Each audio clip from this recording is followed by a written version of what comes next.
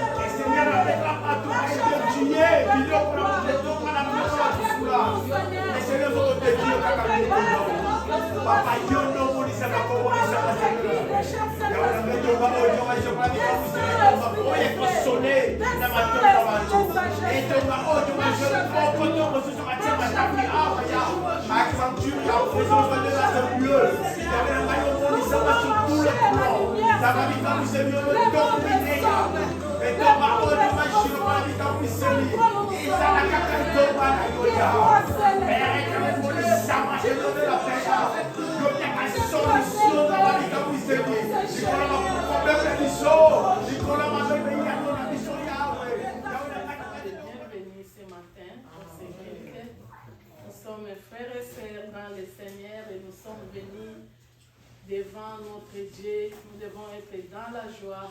Nous vous souhaitons les bienvenus. Que Dieu vous bénisse. On peut s'asseoir.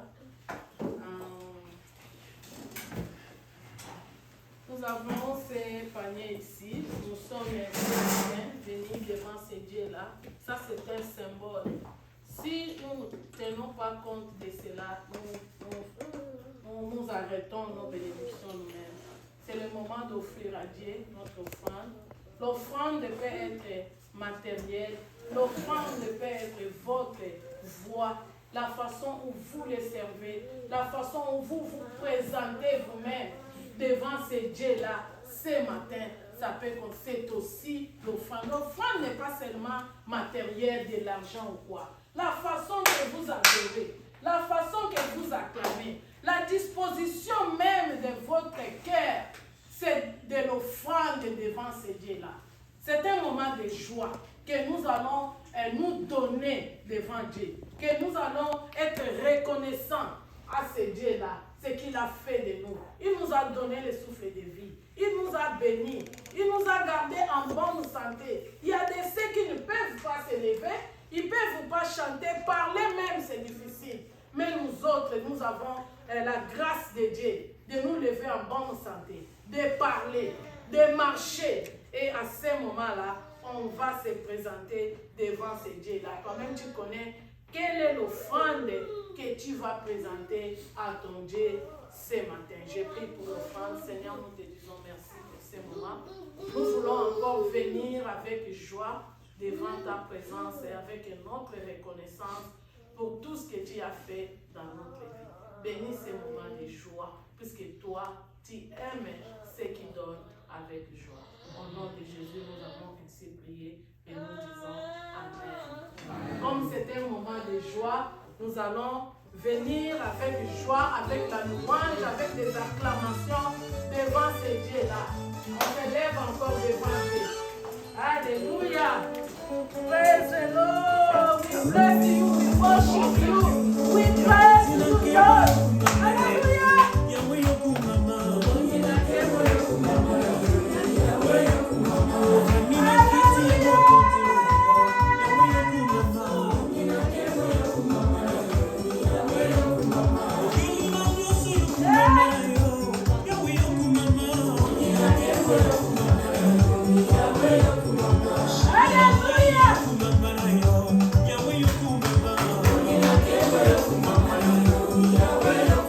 La foi et la foi aussi devant Dieu.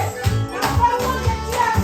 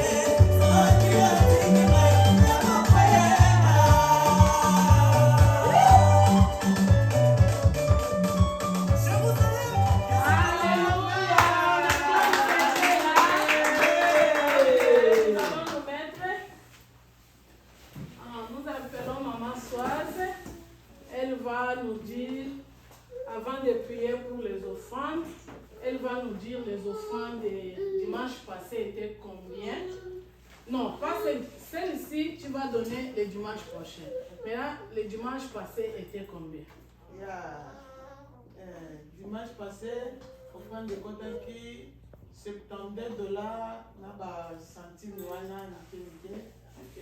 Ni na kwa utanga tu ba centime wana so comme me Kotaki, même $70. OK, na $70 wana toza na caisse to fungoli toko garder yango ce qui est commis ebele toko luka esika ya kofutela. projet eza wana mpo tolongwa awa toluka esika ya kofutela lelo okobondela mpona ofando wana okokoma okogarde opesa biso compte rendu nango dimanche prochain. Tobondeli l'église nzambe merci yawe totiki offrande mpona maboko na yo éternel opesaki biso manimikiske mpe aussi pour que Dieu nous donne une place définitive où nous pourrons les louer, nous pourrons les servir. C'est ça le premier communiqué. Le deuxième, c'est nous sommes ici mercredi à 18h pour un moment d'intercession, pour 1 heure devant le trône de Dieu, pour que Dieu puisse nous aider, pour que Dieu puisse nous bénir. Donc, prenez rendez-vous mercredi à 18h, de 18h à 19h. Nous sommes ici pour l'intercession. Que Dieu vous bénisse tous. Merci. Mais là où il n'y aura pas de problèmes, pas de maladies, pas... Alors nous devons aussi investir pour la vie éternelle. Et la prière, si je ne sais pas si quelqu'un peut me contredire que notre temps de prière, ça se dégrade. Vraiment, ça se dégrade. Chacun connaît quand il a reçu Jésus, combien de temps il passait devant Dieu pour prier. Mais aujourd'hui, dès que nous voulons commencer à prier, on est fatigué, on a sommeil, on oublie et tout ça. Tenons-nous debout. Car lorsque nous dormons, l'ennemi ne dort pas. Il multiplie des stratégies pour nous avoir. Donc c'est mieux d'avoir les moments de prière. Nous avons le temps de prière. Si vous êtes à la maison, vous voyez que vous n'avez rien à faire, venez, on va se mettre ensemble pour prier, prier, prier. Et Dieu est fidèle, il va se révéler à nous. Maintenant, nous voulons écouter la parole de Dieu. Nous allons chanter un petit morceau de chant pour être calme, dédier nos cœurs à écouter Dieu. Après cela, les révérends pasteurs Jean-Pierre va prier pour la prédication.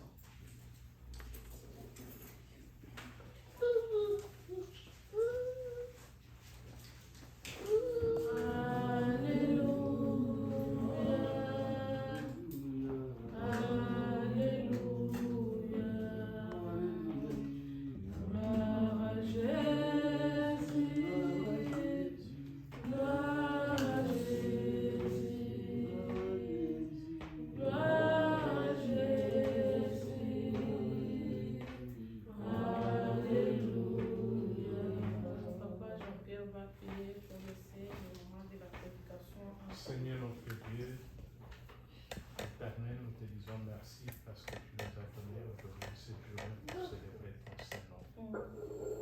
Dieu de gloire, nous t'invoquons afin qu'en ce moment, celui qui va se mettre devant nous, sa puissance diminue, que seul ton Saint-Nom soit élevé dans sa bouche. Que toute son intelligence, Seigneur, soit utilisé pour annoncer ta parole. Glorifie ton Saint-Nom, Seigneur, en ce moment, afin que tous ceux qui vont entendre ta parole, nous tous réunis en ces lieux, que ta parole nous sanctifie. Car personne ne peut voir Dieu s'il n'est saint. Que ta parole, Seigneur, notre Dieu, nous sanctifie. Que ta parole, Seigneur, enlève toutes les souches de Satan qui était resté dans nos cœurs, afin que ces souches soient jetées et brûlées dans les temps de feu. Merci Dieu de gloire. Nous te disons merci et nous prions. Nous te disons merci pour ton serviteur et nous te rendons grâce dans le nom de Jésus. Amen. Amen. Nous acclamons ce moment où nous voulons appeler le pasteur à tout ce que nous Alléluia. Amen. Alléluia. Amen. Que Dieu vous bénisse. dimanche passé, c'était la Pentecôte. Nous avions dit que c'était la descente de l'Esprit de Dieu sur l'Église. Et l'Esprit Saint était descendu sur l'Église. Nous avons écouté la parole. C'était pour nous montrer que Dieu nous aime et il nous donne de bonnes choses, il nous donne de très bonnes choses. Alors, nous voulons passer à autre chose maintenant. Nous sommes toujours dans le grand thème de l'Esprit Saint, de la descente de l'Esprit Saint dans l'Église. Et dans ce grand thème-là, nous voulons apprendre quelque chose d'autre. Dieu veut nous faire du bien encore ce matin et nous allons écouter sa parole. Qu'est-ce qu'il veut nous dire ce matin? Voulez-vous vous lever pour que nous puissions écouter la parole de Dieu?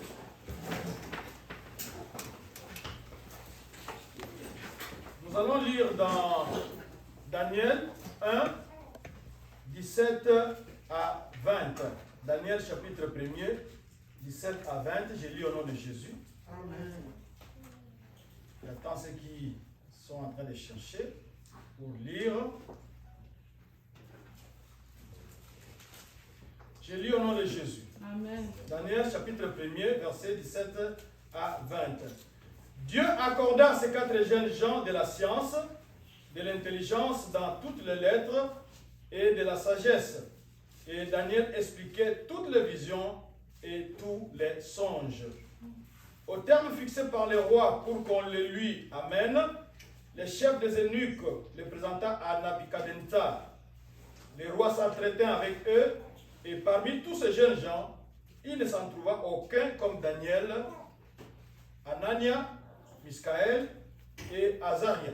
Ils furent donc admis au service du roi. Sur tous les objets qui réclamaient de la sagesse et de l'intelligence, et sur lesquels le roi les interrogeait, il les trouvait 10 fois supérieurs à tous les magiciens et astrologues qui étaient dans tout son royaume. Amen. Amen. Seigneur, voici ta parole. Nous voulons nous effacer, c'est ça notre prière. Nous nous effaçons pour que tu parles toi-même à ton peuple. Utilise-nous simplement comme un simple micro ou une simple baffle au nom de Jésus-Christ. Amen. Amen. On peut s'asseoir.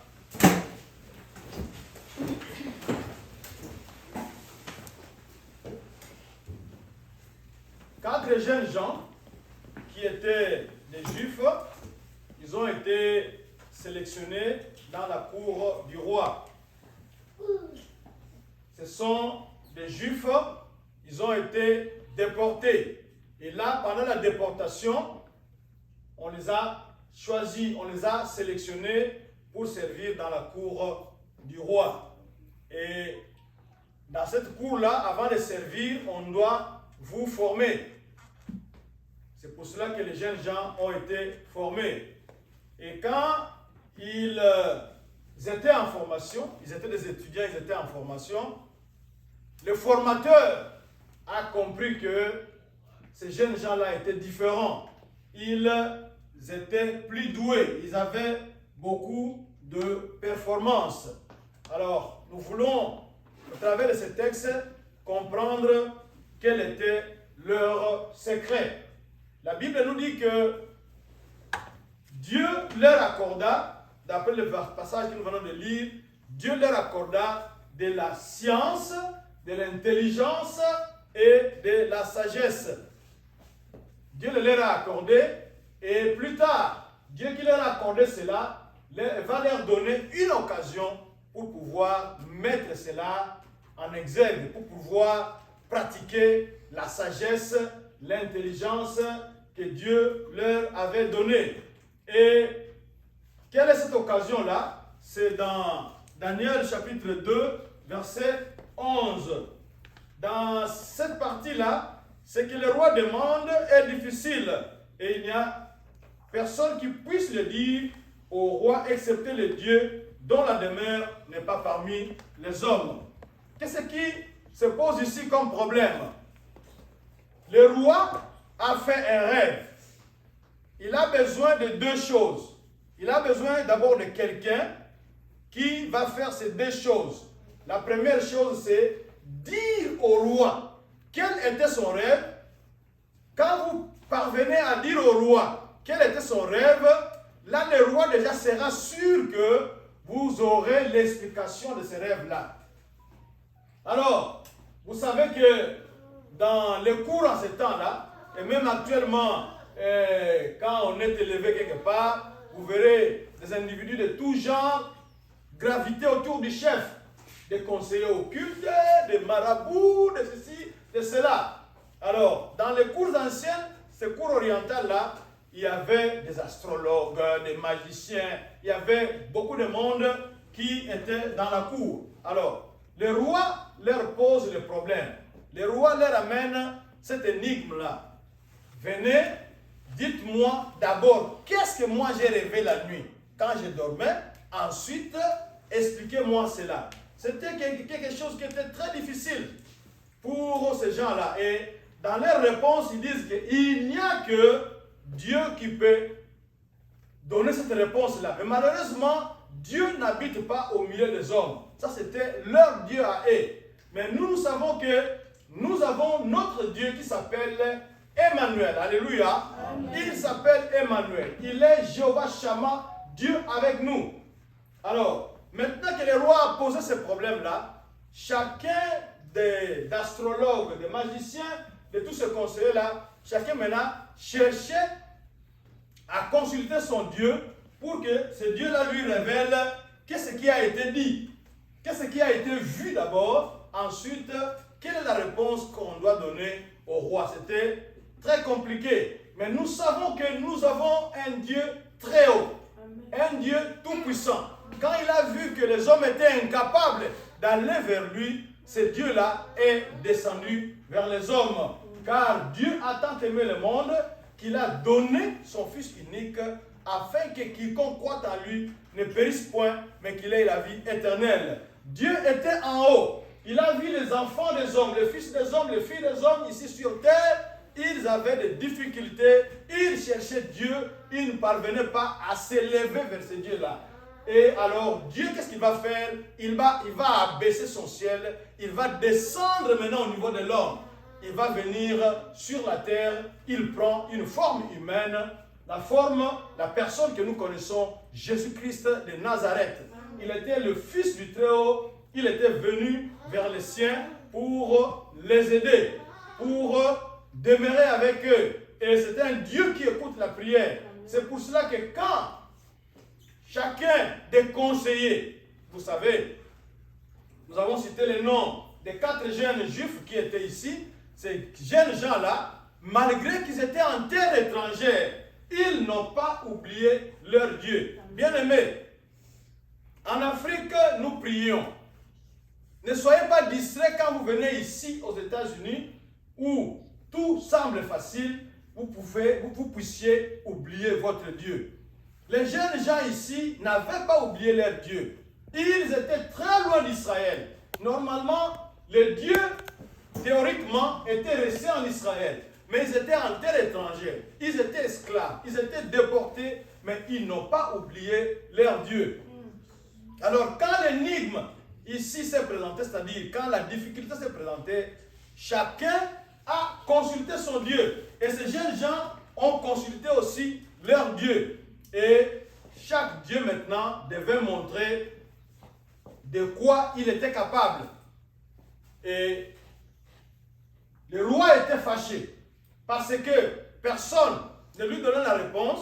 Alors, nos jeunes gens ici vont intervenir, vont dire à leur chef que dites au roi, il y a un Dieu qui donne les rêves, il y a un Dieu qui connaît votre rêve et il y a un Dieu qui en a l'explication. Et c'est pour cela que ce Dieu-là va aider ces jeunes gens à montrer sa supériorité dans la difficulté qui s'était présentée en ce moment-là. Ils sont allés vers les rois. Mais avant d'aller vers les rois, nous avons dans Jean chapitre 16, verset 17, où Jésus-Christ promet un autre consolateur. Jésus-Christ qui était le Fils de Dieu, qui est descendu sur la terre pour vivre parmi les hommes, si il est ici aujourd'hui avec nous, il ne peut pas être en même temps dans la parcelle voisine. C'était très difficile. S'il est à Jérusalem, il ne peut pas être en Galilée. S'il est en Galilée, il ne peut pas être en Samarie. C'était très difficile. Alors, il a dit qu'il était avantagé que lui s'en aille, qu'il quitte la terre, qu'il rentre vers le Père. Comme ça, le Père va donner un autre consolateur. Le Père va envoyer un autre consolateur, c'est-à-dire un autre lui-même, un consolateur qui est Dieu. Ce consolateur-là, il est Dieu. Pourquoi? Parce qu'il est omniscient. Il n'y a que Dieu qui est omniscient. Le Saint-Esprit est Dieu. Le Saint-Esprit est omniscient. Il connaît tout. Il n'a pas besoin d'être enseigné. Il connaît toute la réalité. Il connaît tout ce qui se passe. Alors, maintenant, si Jésus-Christ s'en va, le Saint-Esprit va descendre. Quelle est la différence entre Jésus-Christ et le Saint-Esprit? La différence est celle-ci. Quand Jésus-Christ était sur la terre, je venais de le dire, s'il est ici avec nous, il ne peut pas être dans la parcelle voisine.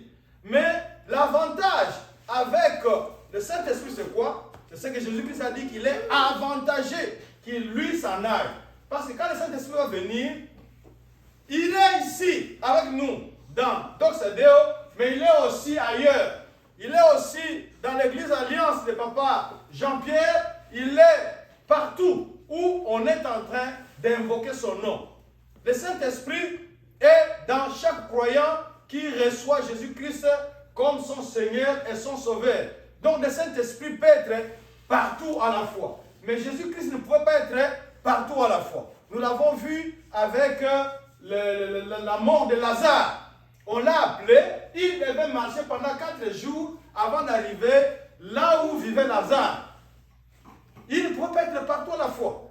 Mais avec le Saint-Esprit, il est ici, vous êtes dans votre maison, il est là-bas avec vous, vous êtes au travail, il est avec vous, vous êtes au Congo, vous êtes en Chine, vous êtes au Japon, vous êtes en France, le Saint-Esprit partout où vous êtes. Si vous êtes enfant de Dieu, le Saint-Esprit, il est là, il est avec vous. C'est ça la grande différence et ça, c'est ça aussi l'avantage. Alors, maintenant qu'il y a eu cette difficulté qui s'est présentée, chacun devait se débrouiller. Et nos jeunes gens vont relever le défi. Ils vont dire au roi qu'ils sont capables de dire, 1, quel a été le rêve, de 2, son explication. Alors, le roi était curieux parce qu'il était décidé à tuer tous ces astrologues-là, tous ces magiciens-là, parce qu'il les a trouvés inutiles. Comment lui, il est en difficulté? Comment lui, il a un problème? Il cherche la solution. Vous êtes payé pour ça. C'est pour cela que vous êtes magicien. C'est pour cela que vous êtes astrologue dans ma cour ici. Pourquoi vous ne pouvez pas me donner la réponse? Donc, vous êtes inutile. Et voilà que Daniel va d'abord sauver tous ces gens-là, parce qu'il va relever des défis. Il va se présenter devant les rois et il va dire que ce n'est pas moi qui vais expliquer cela, mais il y a un Dieu très haut, un Dieu au ciel qui connaît tout, qui voit tout et qui peut tout. Alléluia. Et maintenant que Daniel va relever ce défi-là, nous, si vous lisez la suite, vous verrez ce qui s'était réellement passé. Si nous prenons un autre livre, si nous allons par exemple au livre de Luc, chapitre 2, verset 42, c'est une histoire que nous connaissons. Luc, chapitre 2, verset 42. Une histoire que nous connaissons très bien. Il est écrit ceci. Lorsqu'il fut, c'est Luc 12, lorsqu'il fut âgé de 12 ans, ils y montèrent selon la coutume de la fête. Au bout de 3 jours, ils les trouvèrent dans le temple, assis au milieu des docteurs, les écoutant et les interrogeant. Tout ce qu'il entendait était frappé de son intelligence et de ses réponses. Ici, il s'agit de Jésus-Christ. Chaque fois, c'est comme nous avons les enfants ici, les parents vont au temple, ils amènent leur enfant. Ils ont amené l'enfant Jésus qui avait 12 ans. À la fin de la prière, pendant que tout le monde était en train de rentrer dans sa ville, dans son village, Jésus-Christ était invisible. Ses parents l'ont cherché parmi les autres voyageurs, ne l'ayant pas trouvé, ils ont fait marche arrière, ils sont venus pour chercher Jésus-Christ. En le cherchant, on va trouver Jésus-Christ au temple. Il était assis au temple, il discutait avec les docteurs de la loi. Les docteurs de la loi, c'était les gens-là qui maîtrisaient très bien la loi dans la société juive. Ils connaissaient très bien la parole de Dieu. Et les parents de Jésus-Christ, Joseph et Marie, vont trouver leur enfant qui discutait avec ces savants-là. Et ces savants, ces docteurs de la loi, ont constaté que cet enfant ici connaissait très bien la parole de Dieu.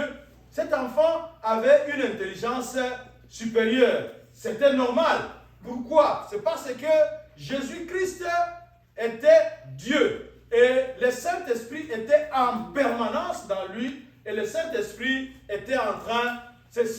la parole que nous sommes en train de lire ce matin, c'est le Saint-Esprit qui l'a écrit. C'était normal que Jésus-Christ, qui était Dieu et qui était rempli du Saint-Esprit, puisse connaître la parole mieux que ces gens-là qu'il a interrogés, ces gens-là qui l'entouraient, devaient constater certainement que cet enfant, 12 ans, il n'a pas encore appris la parole comme les autres enfants de son âge, mais il la connaissait mieux et cela les avait frappés.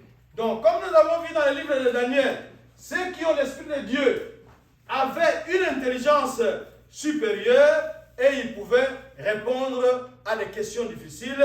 Ici, nous avons vu avec Jésus-Christ qui avait une intelligence supérieure et il s'était fait remarquer parce que le Saint-Esprit permet à l'homme de mieux comprendre les Écritures, de maîtriser les Écritures. Alléluia.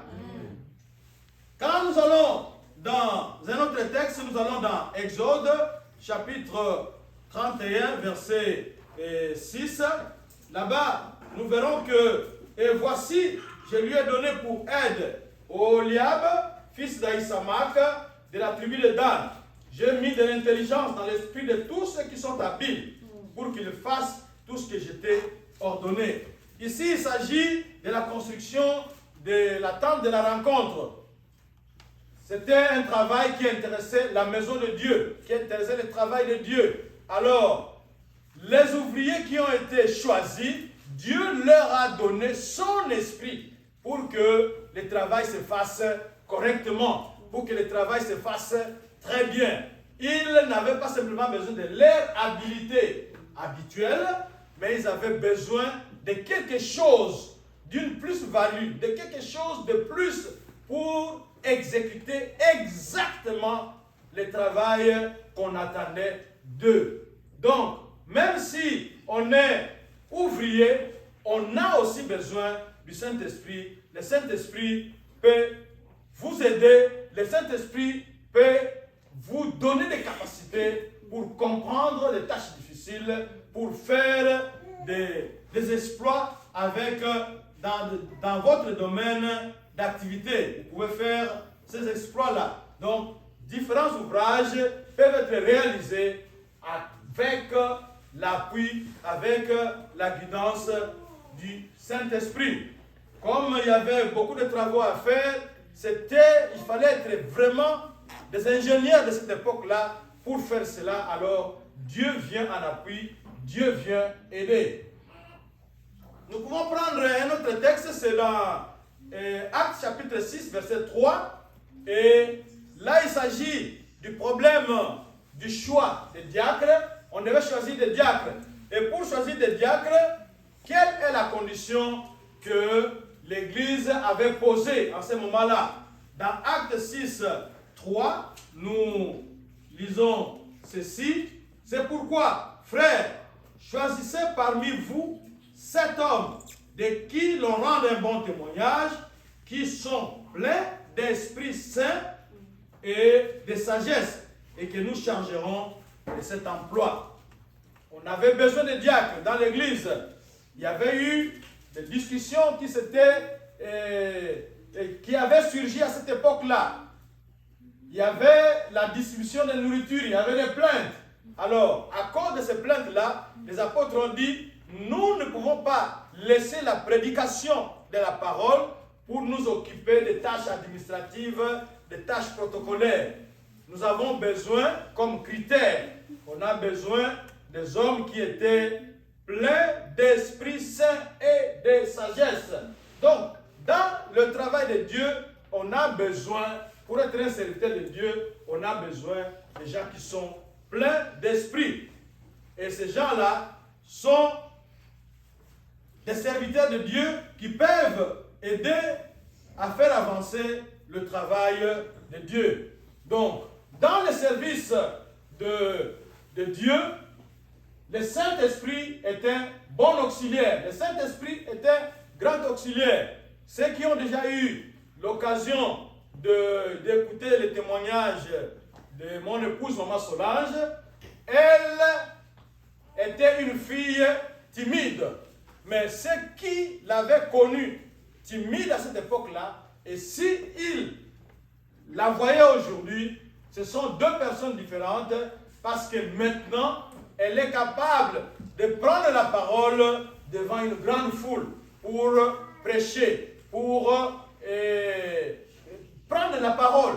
Mais avant, quand elle était très jeune, quand elle n'avait pas le Saint-Esprit, elle était timide. Mais maintenant, le Saint-Esprit l'a transformée.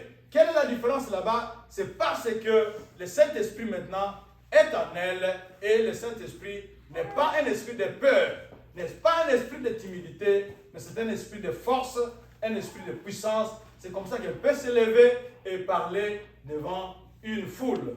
Alors, qu'est-ce que nous pouvons dire ici? Si nous lisons aussi l'histoire d'Étienne, par exemple, nous verrons que les gens qui étaient en train de discuter avec Étienne, c'est dans Acte 6, quand vous continuez un peu plus bas, vous verrez, d'ailleurs, Acte 6, vers la fin là-bas, ne fait que parler de l'histoire d'Étienne. La différence entre Étienne et les autres, c'était que Étienne était rempli du Saint-Esprit et son esprit était supérieur. Il était donc imbattable, et comme on ne pouvait pas les battre sur le terrain de l'intelligence, alors ils avaient résolu de les tuer tout simplement. Qu'est-ce que nous pouvons dire pour nous? Quand nous regardons le texte de Daniel, nous avons constaté qu'il y avait une chose. Nous pouvons comprendre leur secret. Nous nous sommes interrogés au début que quel était le secret de ces jeunes gens-là, les Daniel, les Azaria, les Miskaël, etc. Quel était leur secret? Leur secret, nous le trouvons dans l'esprit qui était en eux. Il y a beaucoup de dieux ici sur la terre. Et tous ces dieux-là sont différents. Mais il n'y a qu'un seul qui est le vrai Dieu. C'est Yahweh, c'est l'Éternel, c'est le Père de Jésus-Christ.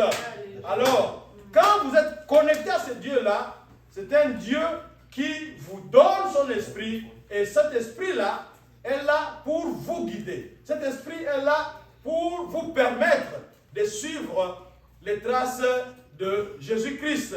Alors, pour suivre les traces de Jésus-Christ, il faut d'abord être connecté à Jésus-Christ. Il faut d'abord recevoir Jésus-Christ. Et quand nous avons lu dans le livre de Daniel, on nous a dit que leur esprit était 10 fois supérieur.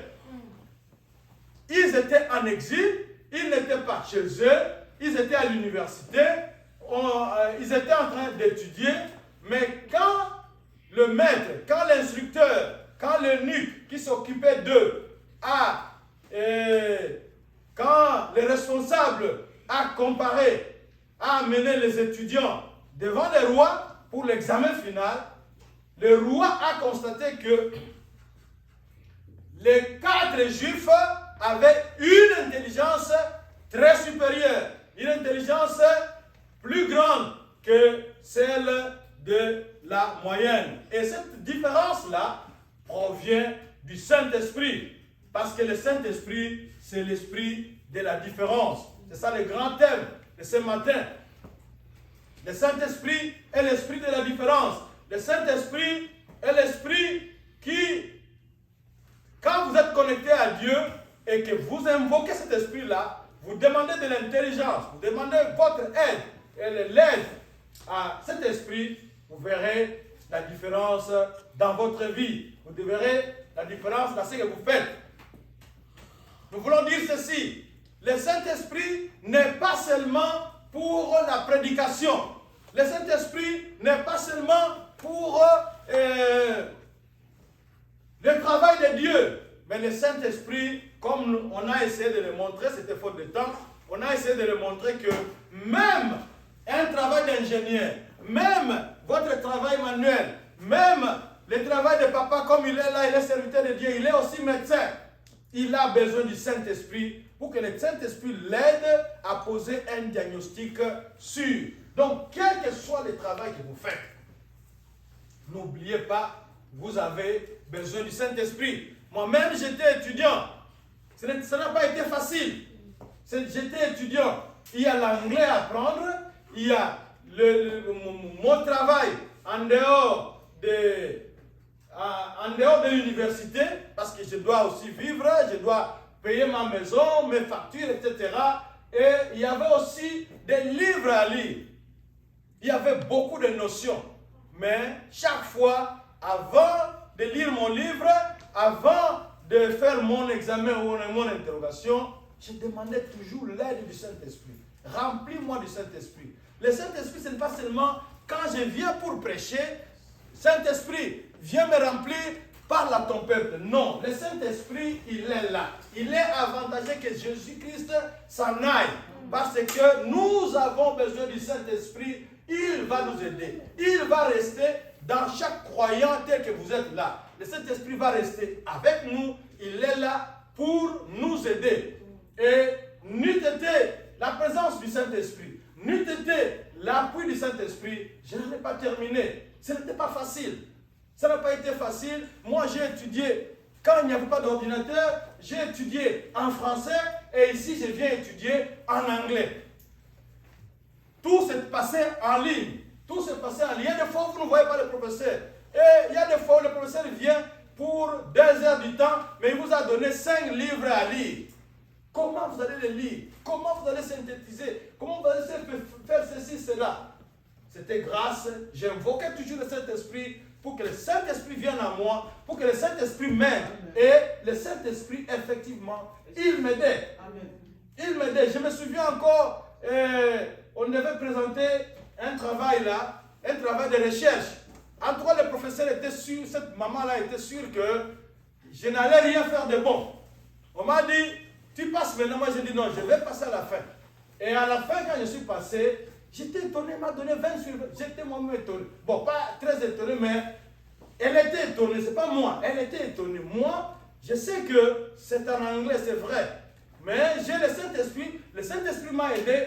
Je me suis levé, j'ai parlé, elle était étonnée. Elle me donne 20 sur 20. Parce que le Saint-Esprit, c'est l'esprit de la différence. Bien-aimés dans le Seigneur, dans notre vie, ne négligeons pas le Saint-Esprit. Quand vous vous réveillez, c'est comme quand nous étions au Congo, tu te réveilles, tu ouvres le capot de ton véhicule, tu vérifies l'huile, tu vérifies l'eau, tu vérifies le carburant, tableau de bord, tu chauffes un peu, tu t'en vas. Je vous recommande, quand vous vous réveillez, priez. Et avant de prier, demandez à Dieu de vous remplir de son esprit et vous verrez que vous allez faire la différence, vous allez créer la différence partout où vous serez. Donc nous avons besoin du Saint-Esprit dans tous les domaines et le premier pas, comme je l'ai déjà dit, le premier pas c'est recevoir Jésus-Christ. Est-ce que tel que vous êtes là ce matin, avez-vous déjà reçu Jésus-Christ comme votre Seigneur et votre Sauveur? Le Saint-Esprit viendra en vous quand il verra que vous avez la marque de Dieu. Vous avez déjà ouvert la porte à l'action de Dieu. Vous avez ouvert la porte pour que Jésus-Christ soit votre Seigneur. Et quand Jésus-Christ vient dans votre vie, le Saint-Esprit vient. Mais quand le Saint-Esprit vient, il faut maintenant demander à ce que le Saint-Esprit vous remplisse. Et vous devez éviter de vivre dans le péché, vous devez éviter de vivre dans la débauche, parce que vous allez attrister le Saint-Esprit, il ne pourra pas vous aider. Mais quand vous êtes saint, quand vous êtes ouvert, le Saint-Esprit sera là et il va vous aider. Donc nous devons éviter d'être des pécheurs, des gens qui pêchent inutilement pour attrister le Saint-Esprit, mais nous devons inviter le Saint-Esprit qu'il nous remplisse, qu'il soit avec nous. Nous allons abaisser nos têtes pour prier.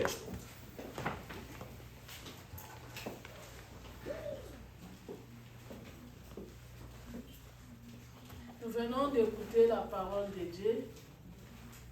Notre Dieu, c'est un Dieu de différence. Nous prenons l'exemple, le pasteur nous a parlé de Daniel. Daniel avec ses amis, ils étaient en exil. Ils étaient en terre étrangère, mais ils n'ont pas oublié leur Dieu. Mais ils étaient toujours accrochés à leur Dieu. Bien-aimés, nous servons les dieux de différence. Nous servons les dieux qui ne nous a pas laissés orphelins, mais il nous a légué l'Esprit Saint. Vous êtes là, vous êtes parents. C'est le moment de prier pour vos enfants, que Dieu puisse donner l'esprit de différence à vos enfants. L'esprit de sagesse. Vous êtes mariés. Notre Dieu, c'est un Dieu d'amour. Que l'esprit d'amour vous anime. Vous êtes là, vous êtes parents. Vous avez des difficultés. Vous avez l'aide à côté de vous, qui est le cher Saint-Esprit de Dieu. Les problèmes vous attristent. Les soucis vous terrassent. Invoque le Saint-Esprit.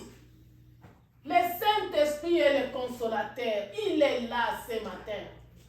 Quel est ce problème qui te dérange à l'intérieur de toi? Le problème est que tu ne peux pas ouvrir la bouche, même à ta femme, même à ton mari. Le Saint-Esprit est là. Il veut t'écouter. Parle. Ce matin, nous sommes devant le Saint-Esprit de Dieu. Si vos moments de prière diminuent du jour au jour, vous êtes fatigué, il y a l'esprit de force, l'esprit qui donne la vie de la prière. Il est là ce matin. L'esprit de victoire. C'est lui qui va vous donner la victoire dans votre vie. Chez le Saint-Esprit de Dieu. Invoquons l'Esprit de Dieu. Prions. S'il s'agit de vous lever, levez-vous. Priez. Priez dans quelle position? Ouvrez la bouche. Dieu est là ce matin. Il veut vous écouter. Invoquez l'Esprit Saint de Dieu dans votre vie, dans votre famille, dans ce mois ici de juin. Que Dieu vous accompagne. Que le cher Saint-Esprit vous accompagne, qu'il soit votre lumière, votre guide ce matin. Prions l'Éternel, invoquez le Saint-Esprit, oh cher Saint-Esprit de Dieu, l'Esprit de feu, l'Esprit de sagesse, l'Esprit de discernement, l'Esprit qui connecte au Père, que l'Esprit Saint vous connecte au Père, que l'Esprit Saint vous donne la joie. Vous qui avez perdu la joie, vous qui avez perdu l'espoir, que le Saint-Esprit vous donne encore l'envie de prier. Vous n'avez pas le temps intime de la prière. Prions l'Éternel.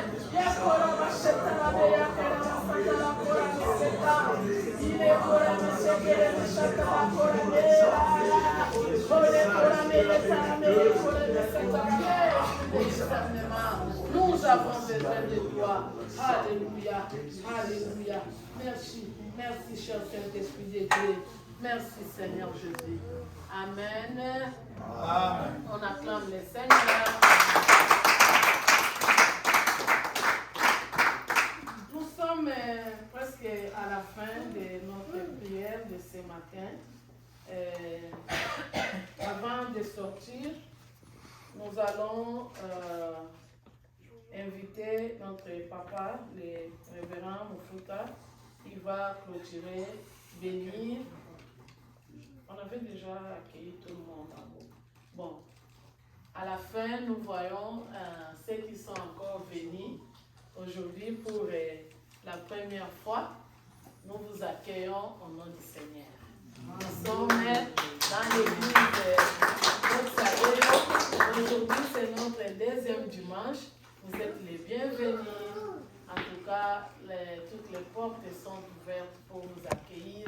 Et nous avons prière d'intercession chaque mercredi, 1 heure avec Jésus, de 18h à 19h. 1 heure seulement la semaine avec Jésus.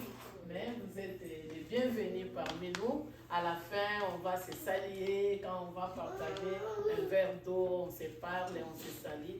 Mais sinon, vous êtes les bienvenus. Non, je voulais seulement expliquer doxa, Deo. Doxa, c'est en grec, la gloire. Deo, c'est en latin, Dieu, la gloire de Dieu. Donc nous sommes dans l'église Doxa Deo of Bafan. Doxa Deo Church of Bafan. Merci.